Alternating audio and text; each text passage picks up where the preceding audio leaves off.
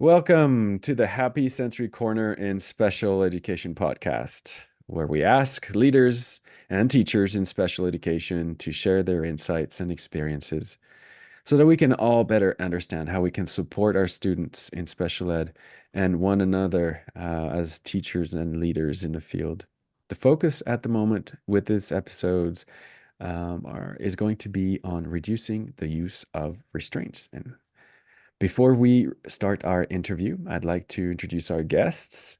Our first guest is Wayne Hall. He's a special education teacher and a registered behavior technician at Gwinnett Public Schools in Georgia. Wayne, it's a pleasure to have you. Thank you so much for having me. It's my pleasure to be here too. And we're also here with Claudie Pomares, the creator of Sensory Enrichment Therapy. She's the Chief Science Officer at Mendability, where we provide this unique evidence-based brain stimulation program that helps improve the behavior regulation and learning abilities of all students, but especially those who struggle the most. Claudie will be doing a short training on a sensory enrichment protocol at the end of our interview, so stick around. And me, I'm your host. I'm Kim Pomares, CEO at Mendability. And for those of you who are paying attention, yes, I have the same family name as Claudie, and that's because she is my mom. And happy to be. Can't A change while it, but I'm happy. Yeah. A while back, Claudie needed help to manage her private clinic as it was growing, receiving government funding to accept more and more difficult cases. I said to her, "Sure, let me help you for a little bit, and then I'll go back to my other business." And that was 25 years ago, and I haven't looked back. Still heading back, but not arrived. Wayne, to start with, tell us your why. What inspired you to get into special ed?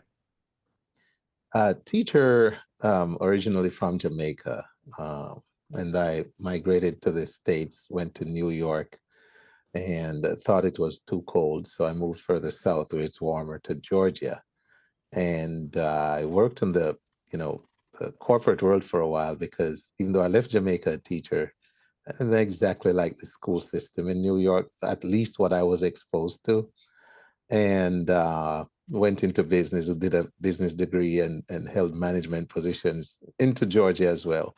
And so when the economy tanked in the early 2000s there, back about 12 years ago when the economy tanked, we said, well, Yeah, 2008 with yeah, said the maybe crash.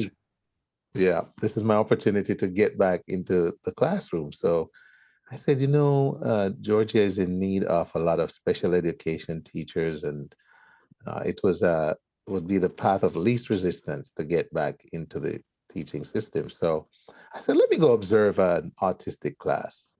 So I went to Far Elementary, where I teach right now, and observed, and actually substituted for a 4-hour session. Everybody loved me. I love the kids. The kids loved me. The staff loved me. They're like, oh my gosh, you got to come back and do this. You got to come back. We love you. So the short version is, next thing I know, I am a long-term substitute at the school in that same classroom. Then when that was up, they had me going to interrelated because they said, we got to keep you here until we find an opening in the ASD, area for you. So next thing is, hey, an opportunity came. I'm a paraprofessional with a teacher in a level 1 severe autistic classroom. And halfway through the year, the teacher says, I've decided to move. I said, what? You're going to leave us? She said, yeah. I said, wait a minute. Can I have this class? She said, sure. So we went through, followed all the protocol, the interview process and everything. And I've been in that classroom for the last 10 years. I feel like you there, Kim. I'm probably was thinking I'd be doing that, substituting and moving on to something else, but here I am, 10 years later, the teacher of the classroom. Well, there's something about seeing smiles on children that you just can't get anywhere else. Yes, and the connection, the why, to be a little bit more deeper, I found a population that connected with a part of me I didn't even know I had existed, which was it wanted to help, it wanted to serve, it wanted to do whatever it took, in terms of the correct measures, of course, to serve them. And the fact that I'll, go back every day and I'm happy doing it is a proof that I probably made the right decision there. So it's really to serve them and help them with the different challenges that they face. I love your connection with autism because this is an area of particular interest for us. Well, for me, I guess, when I first joined the team with Claudie, one of the things we had to figure out was what to focus on. Because you can imagine that with a program of brain stimulation that helps just about any part of the brain to function better, create new connections, repair itself, you could do a lot of things. You could help with Parkinson's, you could help with depression, you could help. And we thought that with autism, we had a unique opportunity to help where there's at the time in the early 2000s, really there was very limited access to resources, access to information, access to specialized services. And we felt that if we could prove that our implementation of environmental enrichment and brain stimulation could help with such a complex case, because autism overlaps with so many other neurological conditions, that if we could help with autism, then we could, make our case from there. And so we have some pretty strong clinical evidence with randomized controlled trials with populations of children with autism. So a lot of people think we are autism specialists because of that. And I like that. I don't mind it at all. I like the fact that we can help children with autism. And so maybe we can focus on that for our podcast. Every time we talk about kids, we want to talk about reducing restraints. We want to talk about meltdowns and de-escalation and preventing all of that and reducing all of that. And let's talk about our kids with autism. So talk question. What do you do right now to help reduce restraints with kids with autism in your district, in your classroom? A lot of, I believe very strongly in finding the function of a behavior because the behavior is what's gonna escalate, I think, to a point where now the only thing we can do is restrain a child. And so if you've found that function, if you can arrive at the function of that behavior, then you should have interventions in place that is gonna reduce the need for behaviors to escalate to where you need restraint. So managing our Mm-hmm. antecedent behavior management is a big part of that. Knowing what the child's triggers are, knowing what might lead to a certain kind of behavior or elevate a certain kind of behavior will position you in a good way to prevent it escalating to where you need to restrain that child. Um, that sounds very simple, but can involve so many different things, from altering the environment, from having the right smell, from having the right sounds, from having the right, visual, audiovisual, present. So there's a lot to it, but I think a key part of my personal strategy is to be aware of what causes a behavior and do my best to manage the antecedent, give it my best antecedent behavior management in terms of prevention.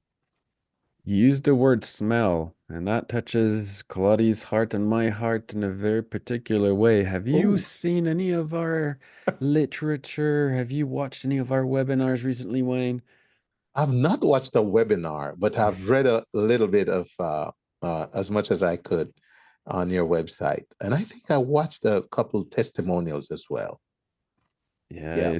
it sounded like you were familiar with our work. Um, Tell us how. give us an example of an antecedent that you were able to that you're able to spot, and maybe explain for our audience, because sometimes special education leaders are not super specific in their training in behavior management. Explain, give us a story. Yeah. Okay. So antecedents. When you talk about behavior, typically we look at behavior as the ABC of behavior. We call it the antecedent, which is what happens right before a behavior. Then the actual behavior would be B, and then the consequence would be C. So if you like to kick as a result of frustration, then let's say I know you don't like hearing the word no. So no is become the antecedent. It's going to happen right before the behavior. So if I have a child, whenever they hear no, they're going to start kicking what is closest to them, including a person. Then I'm going to try as much as possible to avoid no. So if if the child here's no, they're gonna kick. That's the antecedent. The behavior is kicking. And then if it gets to where the child is really hurting another child or someone, then that could become a situation where you're gonna entertain the thought of restraint. Mm. So how would I manage that? I would let my team know, and we would try our best not to use the word no, especially in a context where it will do that. And so that's how that's an example of managing my antecedent to prevent the kick-in, Yeah, I which can love it. escalate and become something I would need to, restrain the child. Thank you for the simplicity of that example. Uh, Thinking about You're the welcome. special education leaders who are listening, what um, uh, what training, what advice would you give them? Is there, think about things that are general knowledge but incorrect that maybe should be corrected, or things, something you've learned recently that has worked particularly well that you haven't seen anywhere else that you think needs to be spread.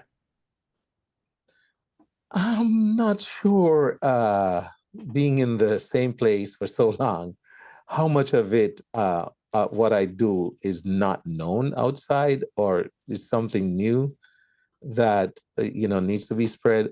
I do honestly feel like a lot of what I do is not evidence-based practice within the field of special education, working with autistic children. So I don't know if I could single out anyone that might not be available everywhere, but I do believe a lot in non-contingent reinforcement, which means I don't necessarily, in an environment with an autistic child, have to make everything dependent on them doing something first. Um, I don't think our normal folks do that. We look forward to hearing a little music when we want it. It's sensory, right? Sometimes we disregard the fact that just like we listen music, they would like to hear some music too.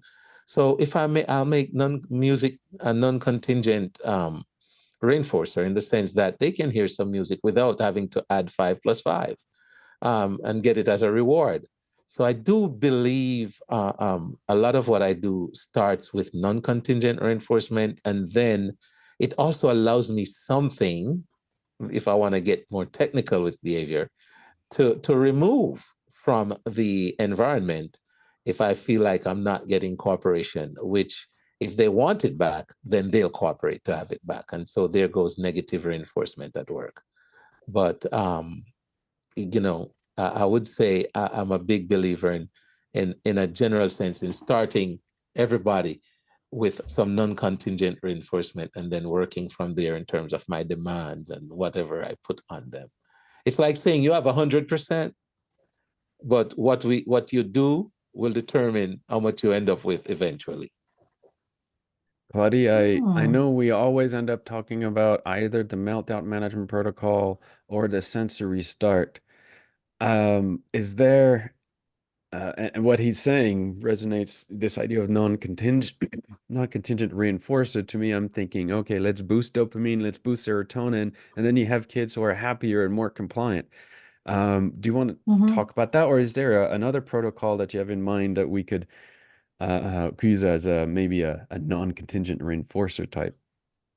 Well, I think that the way Wayne approaches the help he gives to the kids really rings with our sensory start, the Mendability minute that we propagate as far and wide as we can. Um, and so you have mentioned, I think, you are the first to mention the sense of smell during an interview. And it's so crucial and so essential. So if we look at it from my perspective, which is the brain, because I'm a neuroscientist, so that's where I work. But without your expertise, our work in neuroscience cannot go really far. So non-contingent would mean for me exactly what you mentioned, which is preparing the environment. You mentioned changing the environment. So, what we promote is having a different environment when the children come into the classroom, because we know that before school time is a tremendously difficult time for the children, for the parents, but we are focusing on the children, like having to speed up and they don't even know why it's important, or going to the car or getting into the bus, so many things. And then you get a little package of stress that comes with the kid into the classroom. So we want to welcome them first by dimming the lights. You mentioned vision, and we're going to do two things visually. We're going to dim the lights so that there is less demand. And we know, because a lot of things are known about the children with autism, adults with autism's brain, we know they see much better than we do, and they are not able to be selective.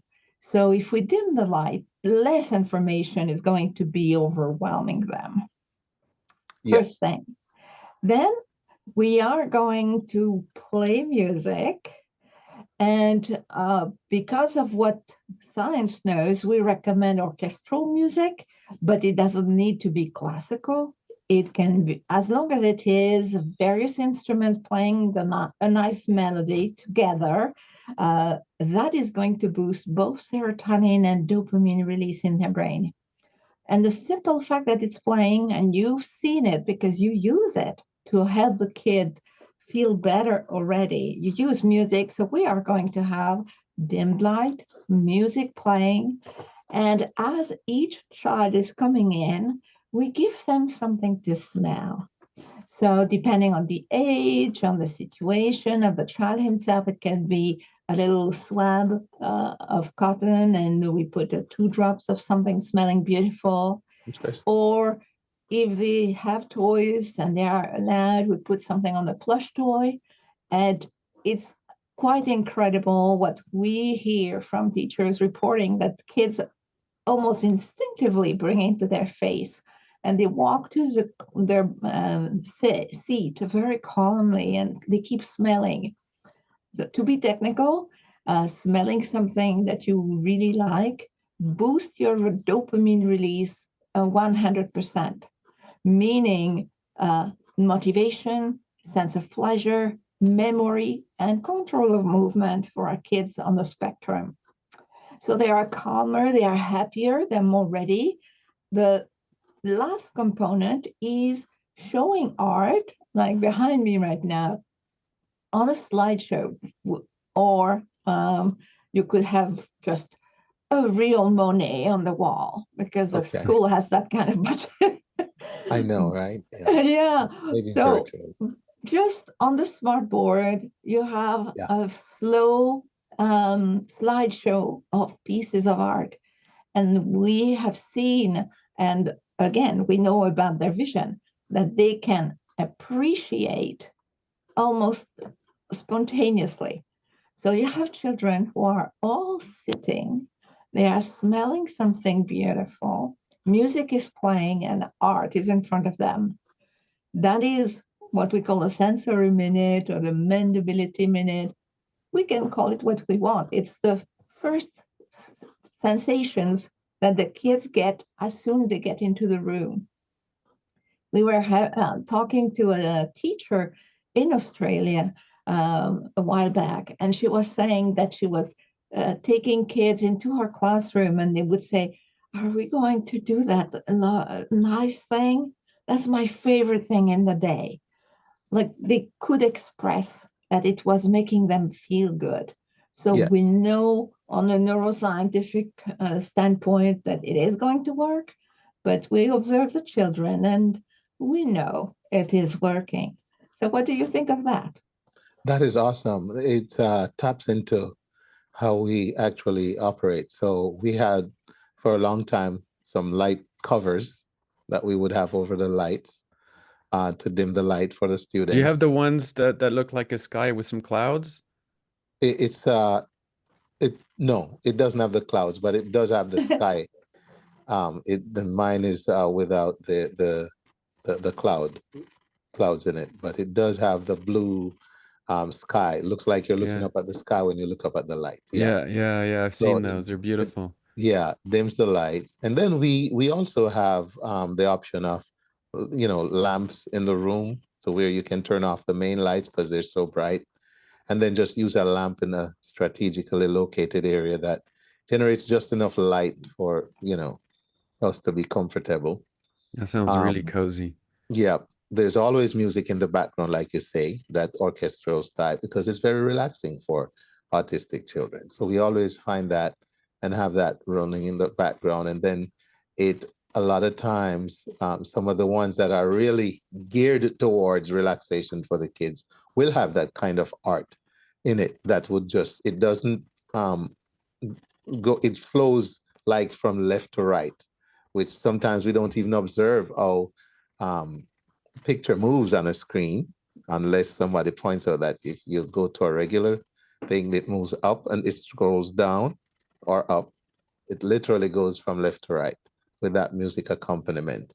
So we do see that. And then what we've done is I've never really seen anyone literally give a child something to smell entering a room, but we'll have something burning, some kind of fragrance in one of those little thing that you set it up and leave it to create that smell or aroma. Were Um, you part of the school before they implemented those techniques? those are not necessarily those are not necessarily school implemented techniques. Different teachers based on different backgrounds will do different things. We do have that autonomy to do different things in our rooms, with our students. And Yeah. so Well, you can stand up and tell everybody that science is giving you the right to say that your way is the right there you go. way. So yes. Yeah, if you want, we have a free training.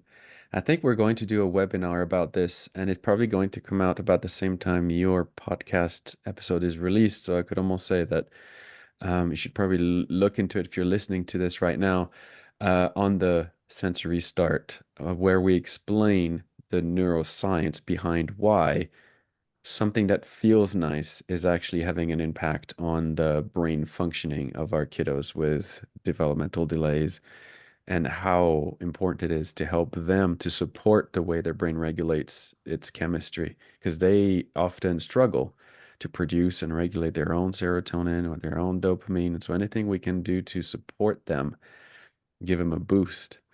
And we can even call them, what did you say, non-contingent antecedents? Yeah. Non-contingent reinforcement. In other Yeah. words, Reinforcement. There you go. yeah, when they came to that door that morning and the lights were dim and we had a smell for them and music was playing and art is scrolling across the screen, they didn't do anything to earn that. That was not contingent on anything they did, but show up and we had that ready. So yeah. Yeah. That's Yeah, that's beautiful. awesome. The reason I was asking if you were part of the system before the school implemented it is I wanted to talk about the before and after, the difference in the ability of the children to regulate their behavior when they're welcomed into this kind of environment versus your typical busy, overlit, overloud, overcrowded, barren, ugly classroom. I've Well, made I've it I've sound so seen how bad. that can play out. I have seen how that can play out. It makes a Yes. lot of sense when you when you can contrast the two situations this way. It feels common sense, no pun intended, that you would want to make your classroom cozy, the same way you make your house cozy.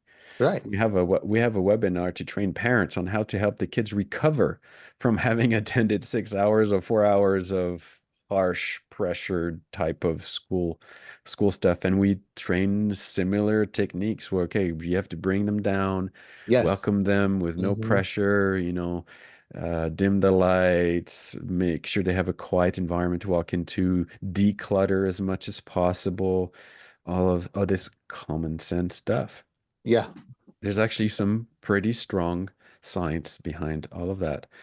What's an so I guess we addressed one myth of behavior regulation, which is that children should get a reward after and only after they've done something to deserve it. But I think we've just introduced this idea that boosting, giving them that non-contingent reward is a way of earning and establishing and giving them the tools to behave well rather than reward them after the fact.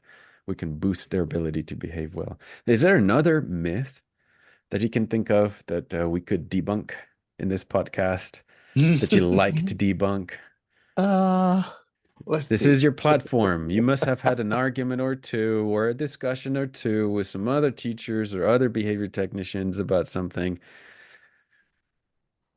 Well, we could probably look at the since we're talking reinforcement, and since I'm all up in reinforcement, at the immediacy.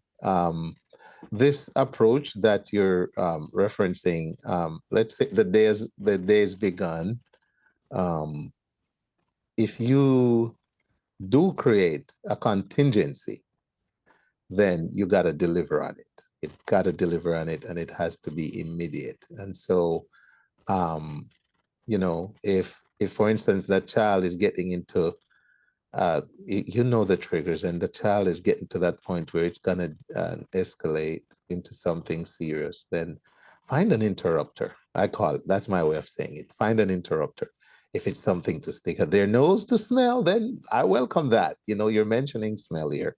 So I'd be happy to Wayne, you see how just that keep works. plugging our And stuff. Stop and doing that. if it's playing a sound, if it's playing a sound that is going to interrupt that process, or if it's simply walking away. If you're become a source of attention that's driving something, turning back and walk away as long as it's safe for you and the child.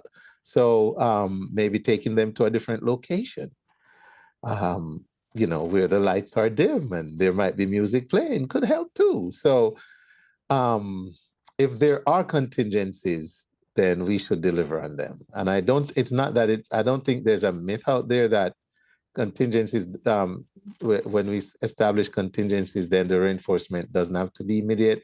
But sometimes we delay too long.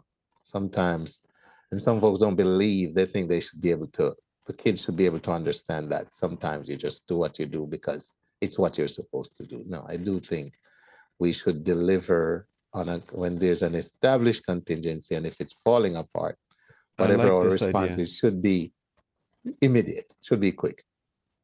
Yeah, Mm. yeah. Don't wait too long. Is another thing. We're gonna add that to the title of this episode. Because you don't know how urgent it is for the person in front of you to get or to protect themselves or to escalate.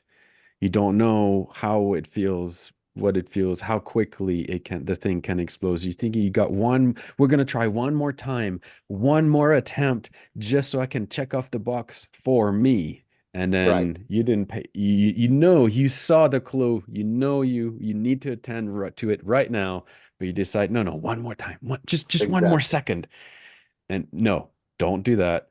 Go straight to anything that you can, like, what did you call it? An The interrupter? interrupter. And Yes.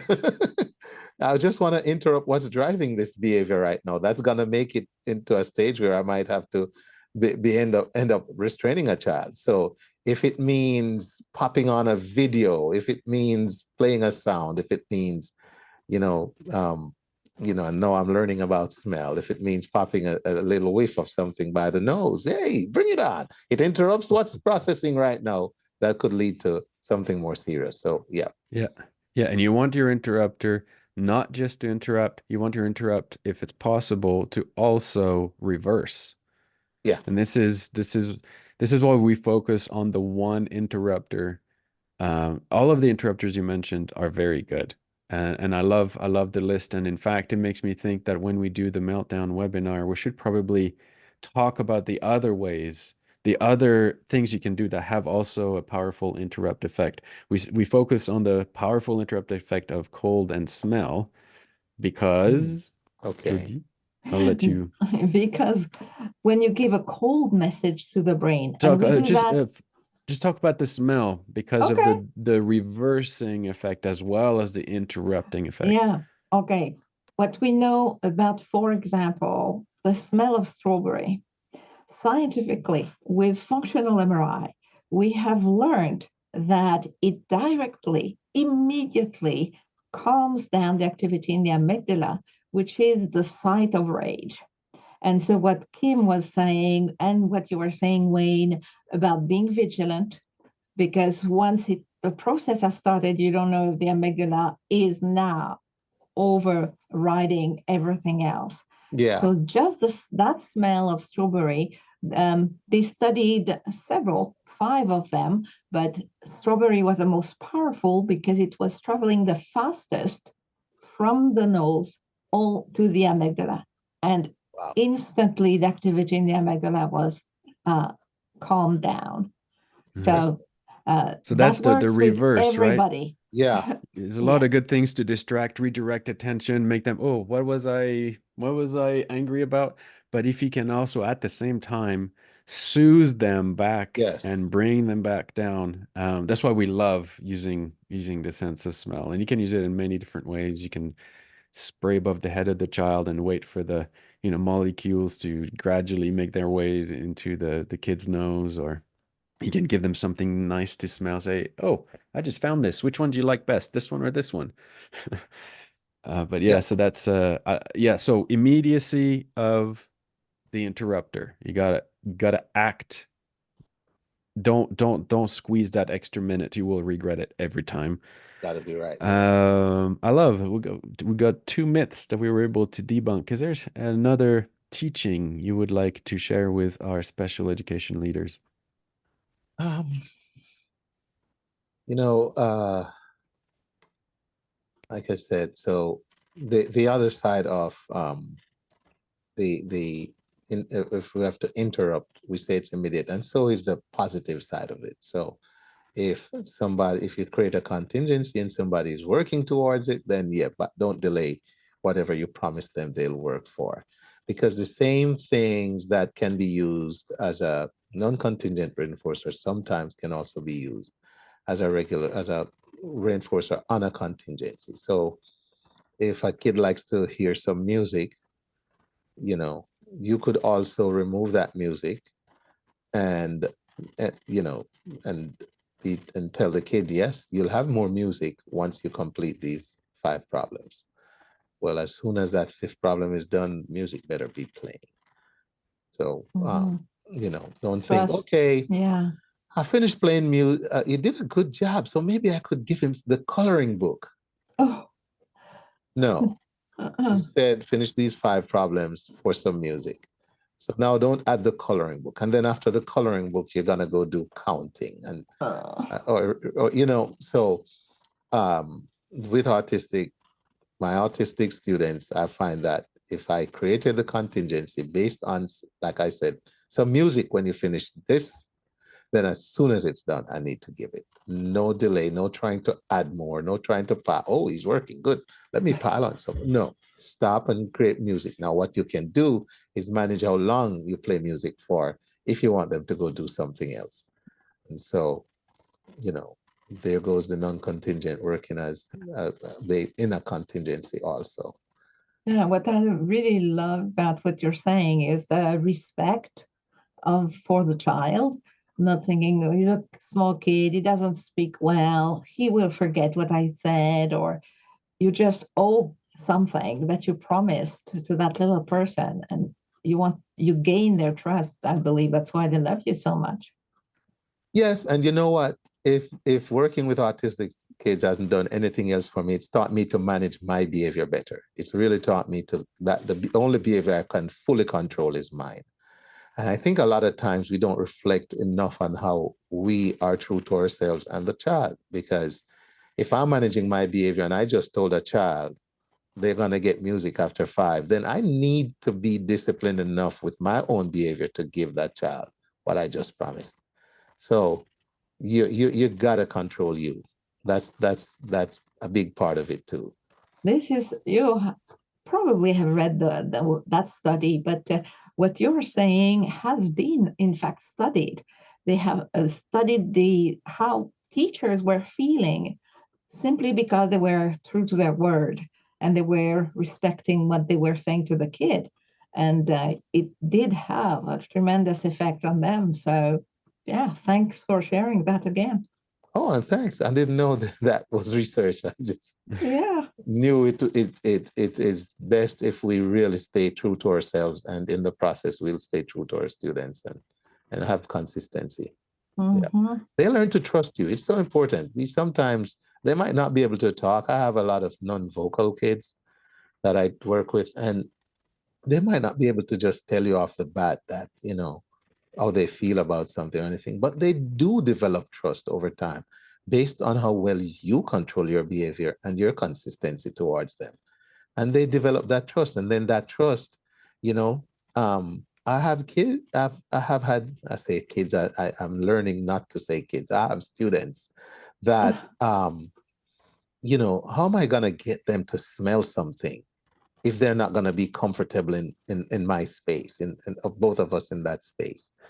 How am I going to teach this child that this food you're just looking at and refusing, if you just taste it, you would probably like it, which happens all the time. They don't want to taste something. They don't like the look of it, the texture it's presented with, like even a chicken nugget. But if you can trust, if that kid, you can develop the trust with that student to say, hey, I'm going to break off a little piece, just try it. And they'll eventually just taste it and go, and then they go more. And next thing you know, 5, 6 nuggets have disappeared off a plate, right? You're not going to get there if you cannot build that consistency, controlling your behavior in relation to theirs to the point where they trust you to do that. So it's very important, I think. Yeah, it's crucial. Definitely. Yes. So, Wayne, I feel like this is a good time sorry, I had two sentences coming out of my brain at the same time. We tried to keep our episodes under 30 minutes, and now okay. is a good time to stop. Um, yes, so I feel like now would be a good time to stop our episode. I want to thank you, Wayne, for your contribution. I love the myths we were able to debunk. Now let's see if I remember them. I remember immediately act on the interrupter. Um, what was the first one? Ah, Contingency, the what the children Oh, the receive without non-contingent having to do something. rewards. We called them that, but we called it the in welcome the kids into do all you can to boost the kids' ability to learn by giving them the neurological tools like a boost of serotonin and a boost of dopamine so that they yeah. will do the complying that you're hoping to achieve with the Yes. contingent rewards. And the Right. third one is the one we just talked about now, which is be true to your word. I think it's a nice, uh, honorful way of explaining what it is that we're trying to say, which is kids know what you just promised them. They didn't forget. No, no. And even if they can't tell you, they haven't, and their behavior will. Exactly. Awesome. Thank you again, Wayne. Have a good rest of your day. Everybody that's listening to the podcast, talk to you guys soon. Thank I you. truly Bye bye. appreciate it. Thank you for having me.